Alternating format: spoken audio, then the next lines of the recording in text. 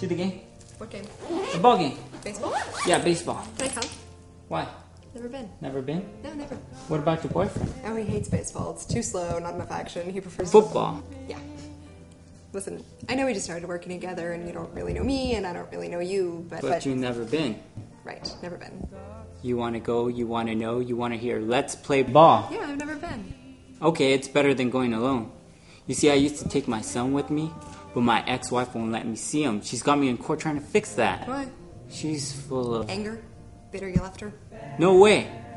I loved her with all my heart. She was my life. I worshipped The ground she walked on. No, the bed we slept in. She is an unforgettable, not to be taken for granted, one-of-a-kind lady.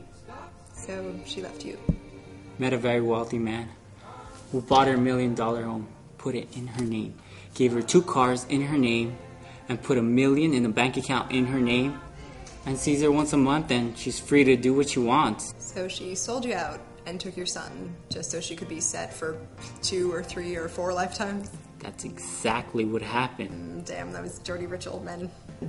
No, this was a son who was about 40-something, who inherited all the money and power of his dirty old dad, and she just happened to be at the right place, at the right time, with the right package. Where was that? At the stadium. He owns the stadium and the team. She was walking past his box seats. She dropped her sweater, bent over, and he was right behind her. Wow, that hot, huh? Yeah. Anyways, I go to the games in hopes my son is in the box with them.